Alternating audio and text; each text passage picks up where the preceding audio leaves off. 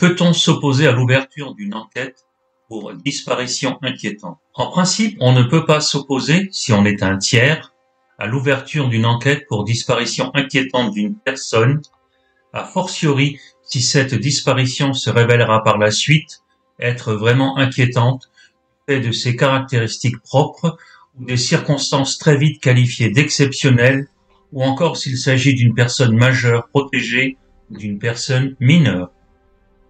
En effet, en droit français, rien ne permet actuellement à un tiers, qu'il soit partie ou non dans une affaire, de s'opposer par voie de droit à l'ouverture d'une enquête pour disparition inquiétante et aux différentes investigations menées par la suite.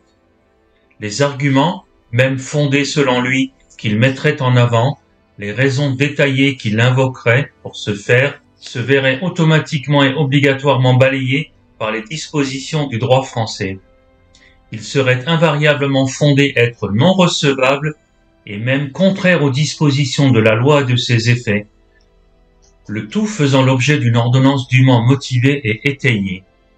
Pour préciser ici notre propos et compléter notre savoir en la matière, notons que d'autres systèmes de droit, appliqués dans d'autres pays à travers le monde, sont différents du nôtre et ne sont pas bâtis de la même manière, le plus souvent pour des raisons anciennes, historiques ou culturelles, connues. Malheureusement pas notre propos aujourd'hui. On pourrait même se voir opposer, selon le cas, les faits d'obstruction à une enquête judiciaire ou même, dans certains autres cas, de non-assistance à personne en danger. Il deviendrait ainsi lui-même un justiciable susceptible d'encourir une sanction pénale. Rappelons à cette occasion que, conformément aux dispositions de la loi, seul le procureur de la République a l'initiative des poursuites. Il décide donc, agissant d'initiative ou saisie par un service de la police nationale ou de la gendarmerie nationale, de l'ouverture d'une enquête pour disparition inquiétante, le cadre légal qu'il veut donner à cette enquête, ainsi que du ou des services de la police ou de la gendarmerie à qui il entend la confier. Un particulier, à aucun titre que ce soit, ne peut donc s'opposer à la conduite d'une telle enquête, ce qui n'est d'ailleurs pas réservé aux seules enquêtes ouvertes et menées pour disparition inquiétante. C'est une règle générale de droit qui s'applique pour toutes sortes d'enquêtes. Au contraire, toute personne physique ou morale, une fois qu'elle est sollicitée par les enquêteurs de la police nationale ou de la gendarmerie nationale, doit, clairement et sans attendre, répondre aux sollicitations diverses, aux requêtes, aux réquisitions auxquelles elle est soumise. Son aide, son témoignage, son savoir, son expertise aussi peuvent être utiles à la manifestation de la vérité. Résumé, retenons que, en droit français, seul le procureur de la République près un tribunal judiciaire décide, au vu des pouvoirs judiciaires qui lui sont conférés, de requérir l'ouverture d'une enquête pour disparition inquiétante. Rappelons aussi, car c'est utile, qu'il est le garant et le défenseur des droits de la société. Combien de temps peut durer une enquête sur la disparition inquiétante d'une personne? À proprement parler, une enquête ouverte pour disparition inquiétante d'une personne, qu'il s'agisse d'une personne majeure responsable ou d'un mineur, n'est pas limitée dans le temps. Comme les faits réputés être une disparition inquiétante ne sont pas constitutifs, pris tout seul d'une infraction au code pénal, le temps de la prescription, on parle bien sûr ici de la prescription de l'action publique, ne saurait s'appliquer stricto sensu. Notons juste que, une fois l'enquête administrative et judiciaire démarrée, les premières recherches entreprises, restées malheureusement vaines et infructueuses, c'est au bout d'un certain temps non défini en droit, mais qu'on peut estimer à plusieurs semaines, voire plusieurs mois, toujours selon le cas d'espèce et la sensibilité du dit dossier d'enquête, que le dispositif de recherche et d'enquête pourra être potentiellement allégé tout en étant maintenu. Le procureur de la République, en liaison avec les enquêteurs de la police nationale ou de la gendarmerie nationale qui, au vu des premiers résultats de l'enquête, adapte en permanence ce dispositif d'enquête et de recherche. Cela se fait d'ailleurs généralement de façon très progressive, mais sans jamais disparaître. Très souvent dans ce cas-là, c'est une cellule spécialisée d'enquêteurs qui est mise en œuvre et reste active sur cette enquête. Ces enquêteurs-là travaillent alors sous le contrôle du procureur de la République ou d'un juge d'instruction que celui-ci aura préalablement saisi et nommé l'ouverture d'une information judiciaire.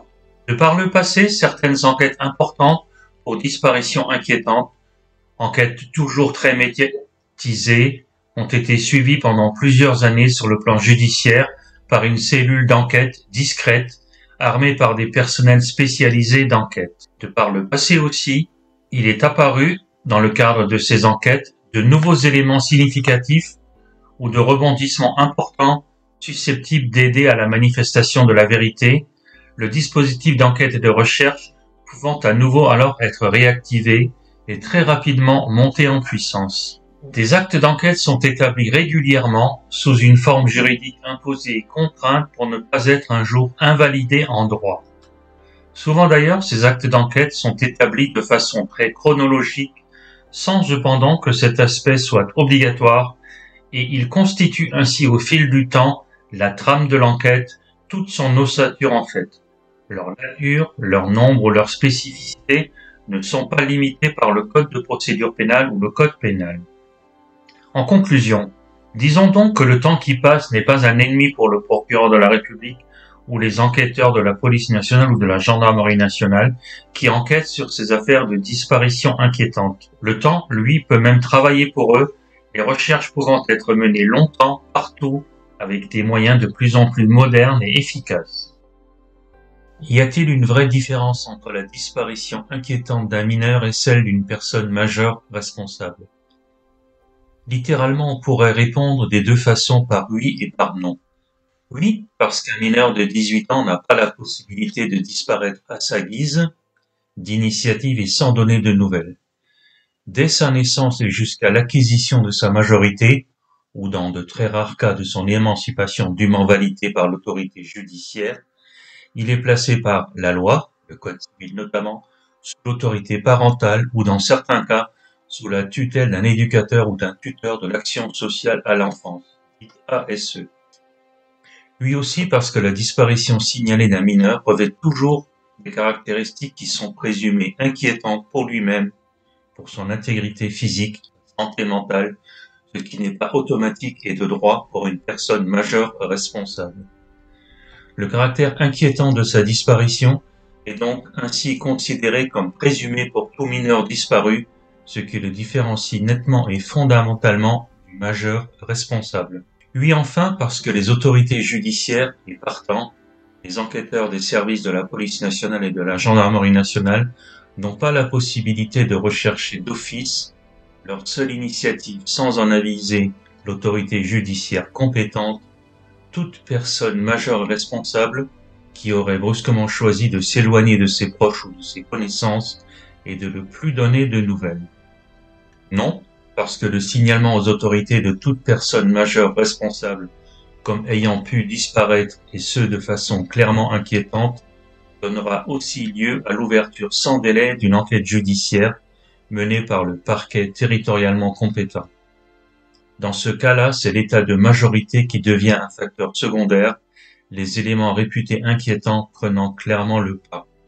Non, parce que les modalités de signalement, de recherche, d'enquête, d'aide aux proches, les protocoles mis en œuvre, les prérogatives des enquêteurs de la police nationale ou de la gendarmerie nationale restent globalement les mêmes, que ce soit pour un mineur ou une personne majeure.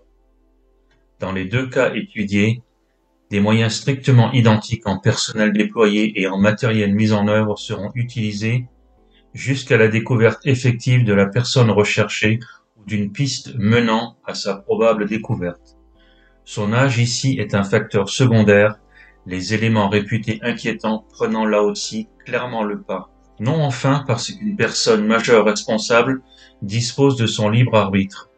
C'est une disposition constitutionnelle forte. Elle peut ainsi décider seule, en son âme et conscience, de disparaître, c'est-à-dire de quitter la vie qu'elle menait jusque-là, sans en référer de droit à quiconque, eût-elle été mariée, pacsée ou concubine.